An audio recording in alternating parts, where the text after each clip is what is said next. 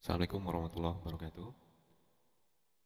Di video kali ini kita akan coba membahas mengenai membuat aplikasi sederhana untuk create, update, dan delete data mahasiswa yang cukup sederhana, gunakan satu tabel gunakan satu tabel, kemudian hanya 3 field saja, name, nama, dan program studi. Nah, ini kita menggunakan framework CodeIgniter 4, yaitu framework PHP. Ya, framework PHP CodeIgniter 4 ini jadi salah satu framework PHP yang ringan dan sifatnya adalah open source. Kemudian framework ini juga memungkinkan kita untuk mengembangkan aplikasi web dengan fitur yang lengkap dan relatif lebih cepat berkat dukungan banyak library yang beragam. Kemudian sebelum kita nanti menginstal CodeIgniter ini di lokal, kita juga perlu sebuah tools yang teman-teman harus sudah menginstalnya, yaitu Composer. Composer itu tools dependency manager untuk pemrograman PHP. Fungsi Composer sendiri itu memudahkan kita untuk mengelola dependensi proyek PHP, sehingga kita dapat nanti mengintegrasikan mengelola package open source itu hanya di satu tempat saja, jadi lokal saja. Ini nanti kita bisa. Nah, sebelumnya tentu kita bisa mengakses atau mengecek ya keberadaan Composer ini dulu, bisa melalui command prompt ya, ataupun PowerShell ya, kemudian aplikasi yang bersifatnya command line, Bigbase dan lain-lain. Kita bisa mengeceknya dengan di Composer min v ya, untuk version. Tunggu hingga muncul ya versinya. Kalau Composer belum terinstall, tentu nanti terangannya bahwa komposernya atau perintah itu tidak dikenali. Nah, ini kita sudah punya Composer dengan versi yaitu 219 ya, ini belum diupdate. Nah, selanjutnya kita juga perlu mendownload source code ya, CodeIgniter 4. Nah, perlu diketahui juga untuk menginstal CodeIgniter 4 di lokal, kita juga ada beberapa cara, bisa melalui command line sendiri. Setelah kita sudah memiliki Composer, kemudian juga kita bisa mendownload langsung CodeIgniter 4 itu di website resminya. Kemudian kita nanti bisa mengekstrak di lokalnya. Nah, perlu diketahui saya saat ini menggunakan web server yaitu XAMPP ya. Tentu nanti ketika menggunakan CodeIgniter 4 ada prasyaratnya. Nah, langsung saja teman-teman silahkan bisa mendownload CodeIgniter 4 di websitenya codeigniter.com. Nah, perlu diketahui CodeIgniter ini menyediakan dua versi yang masih dikembangkan, yaitu CodeIgniter 3 dan CodeIgniter 4 ya. Bedanya CodeIgniter 3 ini memiliki kode yang sebelumnya teman-teman juga mungkin kalau yang sudah mengulik CodeIgniter itu cukup familiar ya. Nah, ini menggunakan versi PHP 5.6 ke atas ya. Nah, current versionnya sekarang sudah ada di versi 31.13. Nah, CodeIgniter 4 sendiri ini versi PHP-nya 7.3 ke atas ya. Kemudian juga versi yang ada sekarang ada 4.2.1 per 24 Februari 2020. Nah, ini yang kita gunakan saat ini. Sekarang langsung saja kita ke CodeIgniter 4. Teman-teman bisa download di sini. Ya, buka websitenya, klik menu download, kemudian ada pilihan versi di CodeIgniter 4 dan klik download. Nah, nanti kita sudah akan tersedia ya master CI-nya. Nah, saya sendiri sudah mendownloadnya. Ya, ini ada versi sebelumnya saja. Ada 420 saya hapus. Nah, kita ke 421. Nah, 421 ini kebetulan web server saya XAMPP terinstall di BFD.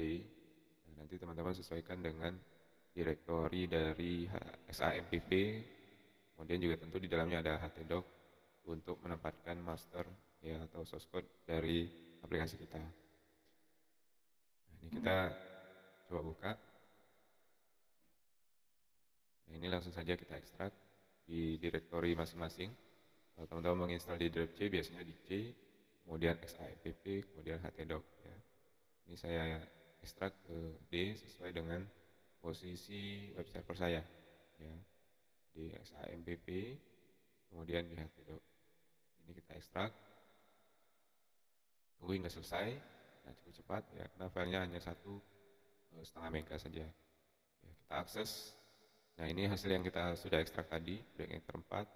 Ini barangkali untuk project root data mahasiswa ini kita sederhanakan sehingga nanti lebih praktis, misalkan ci_mhs ya. ci_mhs. Nah, setelah kita sudah mengekstrak, kita siapkan nanti text editor kita. Nah, kali ini kita menggunakan Visual Studio Code ya. Visual Studio Code, kita langsung saja file open folder, kita arahkan ke direktori ci_4 yang sudah kita ekstrak tadi. Ya, ada di direktori sampp-nya, kemudian htdoc, kemudian ci_mhs. Nah, ini foldernya kita klik dan kita pilih select folder ya.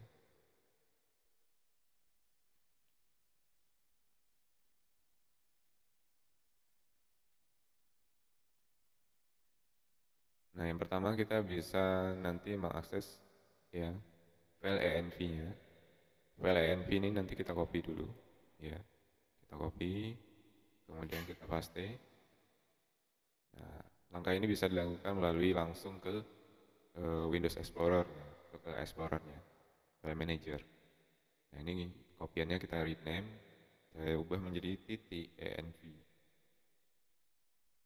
Nah, ini adalah environment-nya. Environment-nya yang perlu kita atur pertama kali yaitu statusnya ya. Nah, ini gunakan ci environment-nya, kita hapus crash-nya. Nah, kita save dulu, kemudian kita coba pertama jalankan ya. Nah, command prompt-nya kita arahkan ke direktori dari project coordinator kita. Nah, ini karena saya ada di D, sampp-nya saya arahkan ke D dulu, kemudian cd ya, direktori dari sampp-nya. Nah, tentu teman-teman berbeda, sesuaikan dengan direktori masing-masing web servernya.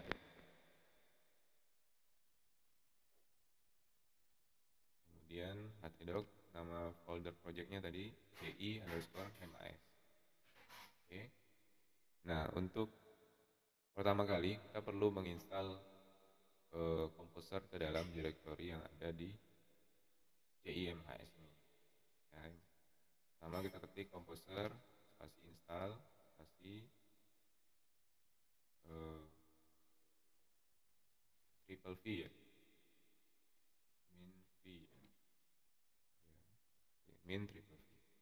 Kita coba install.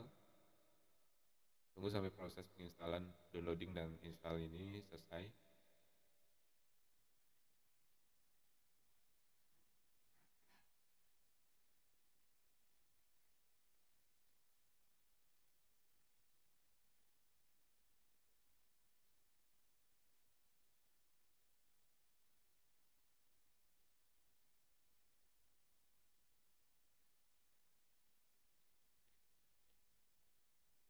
Nah, untuk lebih jelas mengenai framework dari Coordinator 4, teman-teman bisa dapat browsing di sumber lain ya, bahwa Coordinator 4 ini juga sama halnya dengan versi sebelumnya ataupun framework PHP lainnya dengan konsep MVC ya, model view dan controller, yang model itu sendiri nanti berhubungan dengan atau interaksi ke database, kemudian V-nya itu berhubungan dengan layouting ya, atau interface yang nanti akan langsung berinteraksi kepada end user ya, kemudian controller nanti yang menghubungkan antara model dan view serta logic lainnya yang digunakan untuk mengatur proses-proses di belakang layar bisa ditampilkan di view ataupun nanti memanggil model ya. Memanggil model ditempatkan di controller.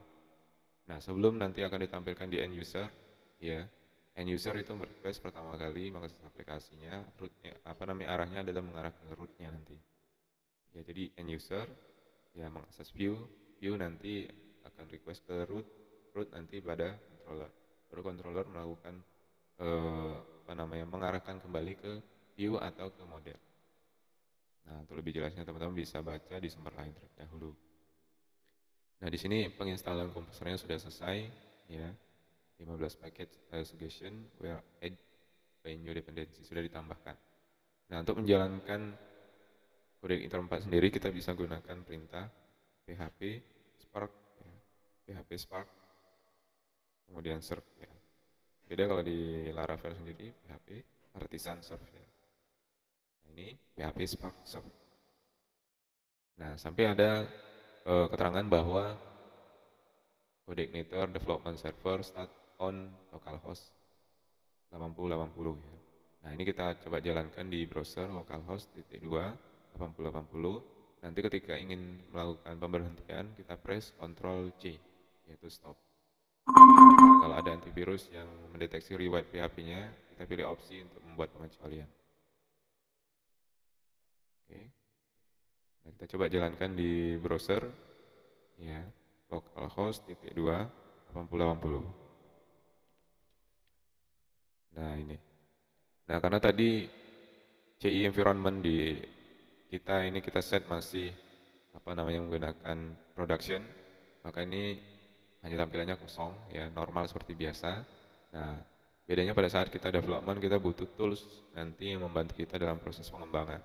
Maka di environment file tadi kita butuh mengubah value-nya dari production menjadi development. Nah, ini silakan di line 17 ini kita bisa rubah menjadi development. Kita save. Kemudian kita refresh kembali di browsernya. Maka nanti di bawahnya ada muncul tools yang akan membantu kita dalam proses development untuk menampilkan file view apa saja yang sudah terlibat, ya. Kemudian roots-nya, ya, event history, variable, ya, dan lain-lain.